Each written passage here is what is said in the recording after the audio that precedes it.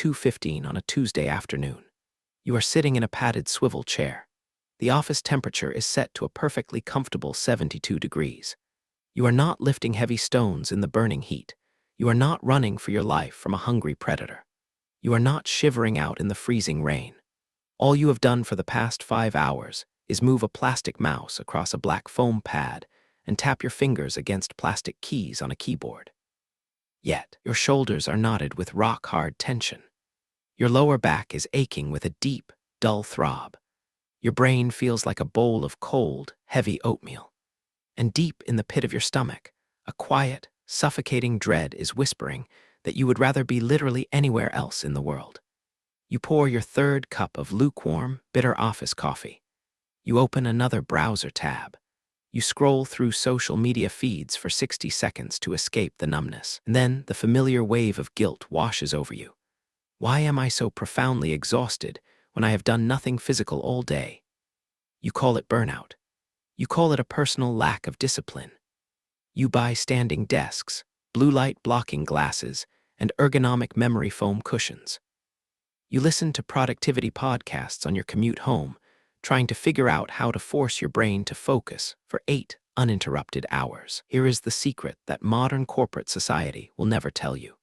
Sitting in a chair for 8 hours a day staring at a glowing sheet of glass is an evolutionary atrocity. Your brain is not failing to concentrate. Your brain is experiencing a full-blown survival emergency because every cell in your nervous system believes you are trapped, paralyzed, and surrounded by unseen predators with no way to escape. Take a moment to look at how your physical body is built. From your skull down to your heels, you are designed by millions of years of evolution to be the single greatest long-distance endurance athlete the Earth has ever produced. You have an elastic nutshell ligament at the back of your neck that keeps your head balanced and steady while you sprint across uneven terrain. You have an arched foot that acts like a biological spring, storing and releasing kinetic energy with every stride. You have 2 to 4 million specialized eccrine sweat glands covering your bare skin, giving you a continuous evaporative cooling system that allowed your ancestors to run down antelopes and zebras in the scorching midday sun until the animals literally collapsed from heat exhaustion. You are built for persistent, rhythmic, open-air motion. For over 200,000 years, your ancestors worked. But what they called work bore zero resemblance to the modern 9-to-5 routine. In 1966, an anthropologist named Marshall Sahlins published a groundbreaking study that shocked modern economists to their core. He referred to ancient hunter-gatherer bands as the original Affluent Society. When field researchers traveled into remote wilderness regions to live alongside contemporary hunter-gatherers, like the Hadza people of Tanzania or the Juhonsi in the Kalahari Desert, they timed their daily labor with precision stopwatches. What they discovered shattered every modern assumption about human nature. Adult hunter-gatherers only worked about 3 to 5 hours a day. And look at what that work actually involved. A prehistoric hunt was an intense, deeply engaging, open-air adventure. You walked across open grasslands beneath the wide blue sky with your closest lifelong companions. You tracked fresh footprints in the damp earth, read the scent of the breeze, and listened to the distant calls of birds. Your body moved in rich, dynamic, athletic patterns, walking, crouching, sprinting, climbing, and lifting. Every single sensory nerve in your body was alive and engaged with the living world. When the hunt succeeded, the work was completely finished. You did not have to log into an administrative portal to fill out a progress report. You did not have to submit a performance review or schedule a follow-up call. You carried the fresh meat back to the campfire, divided it among your family and friends, and spent the entire rest of the afternoon resting in the shade, crafting arrows, telling stories, and playing with your children. Human effort was tied directly and immediately to tangible survival reality. You were hungry, you hunted, you ate. The biological feedback loop was closed within hours. Your brain received an immediate flood of natural dopamine because the effort produced a direct, physical result that kept you and your family alive. Most importantly, there was no boss standing over their shoulders. There were no artificial deadlines. There were no quarterly revenue targets. Hunter-gatherers lived in strictly egalitarian tribes where no single human being held the social authority to tell another adult when to wake up, where to sit, or how to spend 8 hours of their precious day. For 95% of our existence as a species, human biology was engineered for short bursts of intense physical focus, followed by long, leisurely hours of social warmth, play, and unhurried rest. Then came the machine age. The modern office was not designed to maximize human happiness, creative fulfillment, or physical well-being. It was engineered in the late 19th century as a direct administrative clone of the factory floor. When industrial corporations built massive railway systems, coal networks, and insurance empires, they suddenly found themselves drowning in mountains of paperwork. They needed human information processors. So they took the rigid principles of factory management, known as Taylorism, and applied them directly to the human mind. Clerks were seated in endless, identical rows of wooden desks.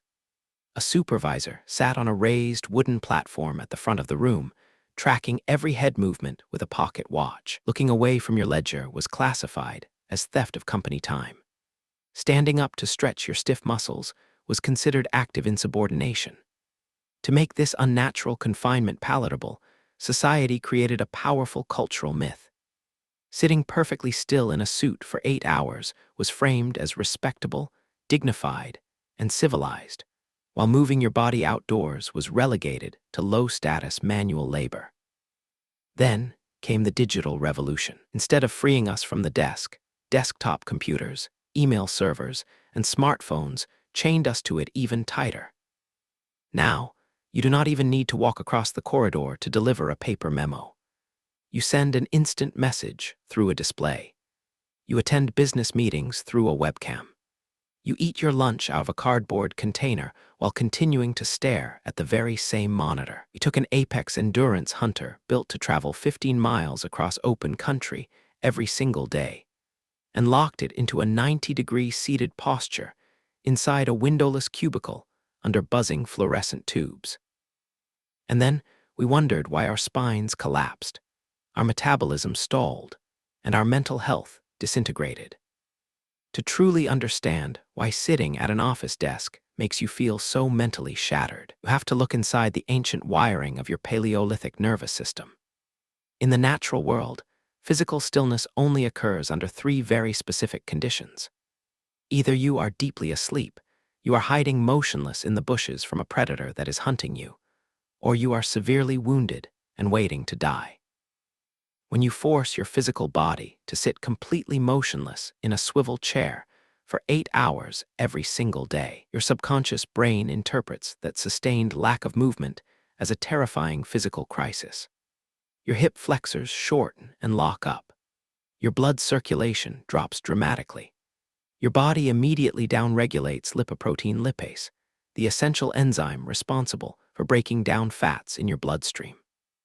At the exact same time that your body is physically immobilized, your brain is bombarded by a constant stream of abstract threats, a demanding email from your supervisor with 3 exclamation points, a looming project deadline that you cannot meet, a passive-aggressive comment during a team video call, an unexpected bill that just cleared your bank account. To your modern conscious mind, an angry boss is just an uncomfortable professional friction. But to your ancient Paleolithic amygdala, an angry leader is the tribal alpha threatening to banish you from the safety of the tribe into the wild to freeze and starve alone. Your adrenal glands instantly flood your bloodstream with cortisol and adrenaline. Your heart rate leaps. Your liver releases stored glucose into your vessels, so your large muscles have immediate fuel to sprint for the trees or fight for your life. In the ancient wild, that hormonal emergency is resolved within 60 seconds. You sprint away from the predator, the intense muscular exertion burns off the stress chemicals, and your nervous system drops peacefully back to its baseline. In an office chair, you cannot sprint. You cannot scream. You cannot throw a spear across the room. You must sit absolutely motionless, swallow your adrenaline, smile politely at the coworker walking past your desk, and type. Sounds great. Thanks for the feedback. Those toxic stress chemicals have nowhere to go. They circulate through your bloodstream for 8 straight hours, inflaming your blood vessels, shutting down your digestive tract, wrecking your emotional stability, and leaving you feeling utterly exhausted even though you have not burned a single physical calorie. You are suffering from phantom survival exhaustion. And to make matters worse, your brain is starved of dopamine. In the wild, every action had an immediate, obvious consequence. If you gathered berries, you held them in your hands. If you tracked an animal, you saw the animal fall. But in a modern office, you work for 40 hours a week pushing abstract symbols around a computer screen, only to receive a digital number deposited into a banking ledger 30 days later. Your ancient brain cannot connect the spreadsheet you edited on Tuesday with the groceries you buy 4 weeks from now. It feels like an endless, meaningless treadmill where effort produces no tangible survival fruit. Modern corporate wellness culture tells you that if you feel miserable at your desk, the solution is to purchase a better productivity tool. They tell you to download a meditation application. They tell you to buy an adjustable standing desk. They tell you to drink green tea, practice breathing exercises between meetings, and learn how to calmly accept your confinement. Do not believe the lie. You are not an office worker who happens to have an inconvenient biological body. You are a living, breathing hunter whose entire intelligence and emotional health are rooted in movement, fresh air, natural sunlight, and tangible human purpose. When you sit in that chair at 2 in the afternoon feeling the heavy weight of exhaustion crush your spirit, remember what is actually happening beneath your skin. That is not laziness. That is not a flaw in your character. That is the ancient hunter inside your deoxyribonucleic acid, rattling the iron bars of an artificial cage, screaming to be set free.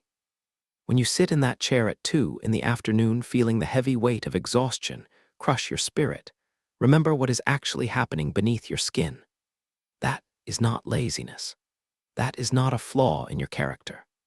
That is the ancient hunter inside your deoxyribonucleic acid, rattling the iron bars of an artificial cage, screaming to be set free.